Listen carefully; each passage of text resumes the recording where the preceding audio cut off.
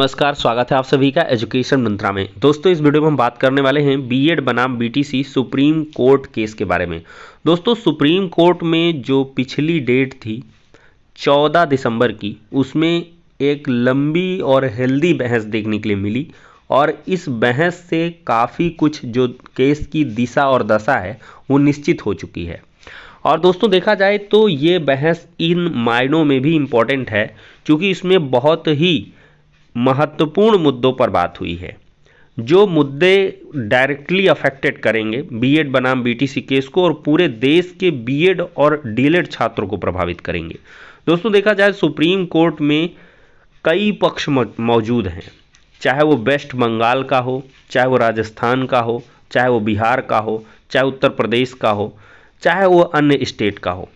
तो मीनाक्षी अरोड़ा जी ये डीएलएड की तरफ से हैं और पीएस पटवालिया साहब जिनकी प्रमुख रूप से बहसें देखने के लिए मिलती हैं, ये बीएड की तरफ से हैं। एनसीटीई के भी एडवोकेट्स रहे हैं और जज साहब ने स्पष्ट तौर पर कुछ क्वेश्चंस रेज किए हैं। पहला क्वेश्चन तो यही रहा है जो एक बड़ा प्रश्न चिन्ह है और इस पर जज साहब आश्चर्यचकित भी हुए हैं कि क्या एक कोर्स के बाद फिर से दोबारा कोई कोर्स करना पड़ेगा, जैसे कि बीएड के सिनेरियो में है।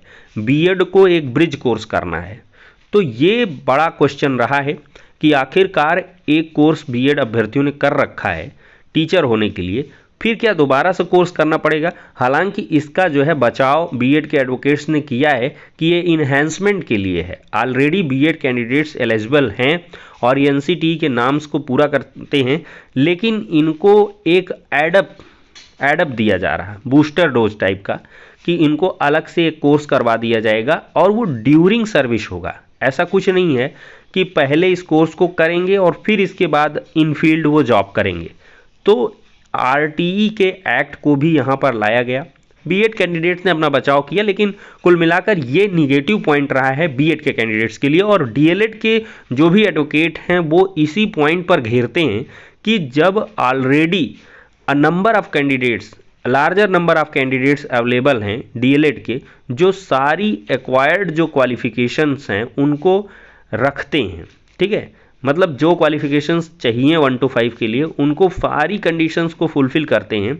और ऐसे में जो बीएड कैंडिडेट्स हैं उनको अलग से कोर्स करवाने की क्या ज़रूरत है, और कोर्स करके अगर वो आ रहे हैं तो इनको नहीं आना चाहिए। कुल मिलाकर ये मुद्दा है। हालांकि फिर बीएड के पक्ष को मजबूत करने के लिए पीएस पटवालिया साहब की तरफ से ये भी कहा गया कि सुप्रीम कोर्ट ने ही 69,000 शिक्षक भर्ती जो उत्तर प्रदेश से निकल के आई, उसमें राम शरण मौर्य के केस में साफ तौर पर बीएड के कैंडिडेट्स को प्रोटेक्ट किया है और वो अभ्यर्थी जॉब कर रहे हैं। ये मुद्दा आया, तो ऐसे में भी सुप्रीम कोर्ट ने इस पर विचार किया है। और साथ ही साथ फिर सुप्रीम कोर्ट ने साफ तौर पर इसमें ये पूछा कि आखिरकार क्वालिफिकेशंस को तय कौन करता है। तो इसमें ये बात निकल के आई कि एनसीटीई क्वालिफिकेशंस को तय करता है और एनसीटीई से पक्ष जानने का प्रयास किया गया। और एनसीटीई तो वैसे ही पक्ष में है ही बीएड कैंडिडेट्स को, उन्होंने यही कहा कि हम सारे कैंडिडेट्स को अलाउ कर रहे हैं, चाहे वो डीएलएड हो गया, बीएड हो गया या बीएलएड हो गया, और जो स्पेसिफिक कंडीशन नहीं फुलफिल कर रहे हैं तो उनको हम एडअप कोर्स करवा रहे हैं, जिसको 2 साल की जॉब के भीतर करना होगा और ड्यूरिंग सर्विस ये हो जाएगा। तो कुल मिलाकर दोस्तों यहाँ तक बहस हुई है और दोनों जज साहब कहीं ना कहीं बहुत सारे मुद्दों पर यहाँ पर एक कह लें कि परेशानी वाला बिंदु रहा है। जज साहब की मैंने वीडियो देखी है तो जज साहब उसमें थोड़ा सा कॉम्प्लेक्स दिखे हैं, क्योंकि ये मैटर पेचीदा है। बहुत सारे स्टेट्स हैं, एक तरफ से राजस्थान हाईकोर्ट ने इनको बाहर कर रखा है और दूसरी तरफ से वेस्ट बंगाल हाईकोर्ट ने इनको अलाउ कर रखा है, और बहुत सारे स्टेट्स हैं जिन्होंने अंदर किया बाहर किया। ये बहुत सारा मुद्दा है जिस पर एक विस्तृत बहस की आवश्यकता है और इसी वजह से इस मैटर की कॉम्प्लेक्सिटी को देखते हुए इस मैटर को अगली बार टॉप 5 केसेस में रखा गया है।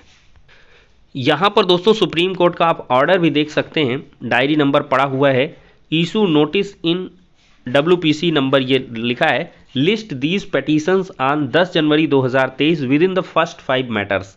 फर्स्ट 5 मैटर्स में इसी वजह से रखा गया है क्योंकि इस केस को एक लंबी अवधि के लिए सुना जाना आवश्यक है। और मुझे जहाँ तक लगता है कि 10 जनवरी में इसमें इतनी ज़्यादा बहस होगी, चूँकि टॉप 5 केसेस में रखा गया है कि आखिर हद तक 10 जनवरी डिसाइडिंग डेट होगी, और अगर 10 जनवरी को ये नहीं पूरा हो पाएगा तो मे बी इसको 11 जनवरी को रख के सुन लिया जाए, और फाइनली जज साहब अब इसको जो है पूरी तरीके से फाइनल करने के मूड में है। यहाँ पर service be affected on mister Kunal, ये learned advocate appearing for West Bengal primary education board. देखिए ये भी आ चुके हैं वेस्ट बंगाल वाले, जिन्होंने जो है बीएड को अलाउड किया है।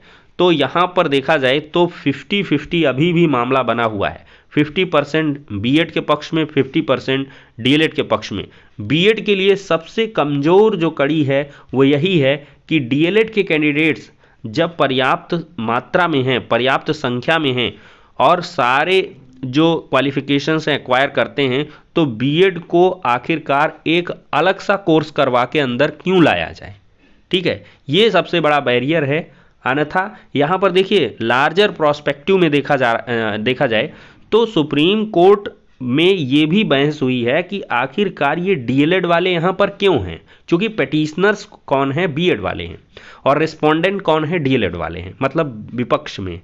तो इनका मतलब यही है सुप्रीम कोर्ट का कि आप क्यों यहाँ पर हैं, तो बीएड वालों को लिया ना जाए इसलिए डीएलएड वाले हैं। तो मेरे हिसाब से अगर लार्जर प्रोस्पेक्टिव में सुप्रीम कोर्ट सोचता है कि इससे तो आरटीई एक्ट, देखिए आरटीई एक्ट का भी डिस्कशन हुआ है, राइट टू एजुकेशन एक्ट 2009 भी आया है, जिसमें साफ तौर पर कहा गया है कि क्वालिफाइड टीचर्स चाहिए, ऐसे टीचर्स जो वेल क्वालिफाइड हों, और ये कंपटीशन के थ्रू आएंगे। हर एक देखिए जहाँ भी टीचर की जॉब मिलेगी तो एक कम्पिटिटिव एग्ज़ाम रखा गया है, और उस कम्पिटिटिव एग्ज़ाम में सभी पार्टिसिपेट करें, बीएड भी जाए, डीएलएड भी जाए, और फाइनली जिसके पास क्वालिफिकेशंस होंगी, जो बेहतर परफॉर्मेंस देगा मेरिट के आधार पर, उसका चयन हो जाएगा। तो कुल मिलाकर इस आधार पर सुप्रीम कोर्ट में भी बीएड की तरफ इंक्लाइंड करे, अदरवाइज डीएलएड की तरफ भी कर सकते हैं। यहाँ पर कुछ भी अभी हो सकता है, लेकिन जो 10 जनवरी वाली डेट है वो डिसाइडिंग फैक्टर होगा, क्योंकि उस दिन बहुत ज़्यादा बहस होगी, और एट लास्ट इस मैटर को देखते हुए इसको क्लोज किया गया है, क्योंकि इसमें एक बहुत लंबी बहस चाहिए। इस वजह से इसमें जज साहब ने इसको कहा है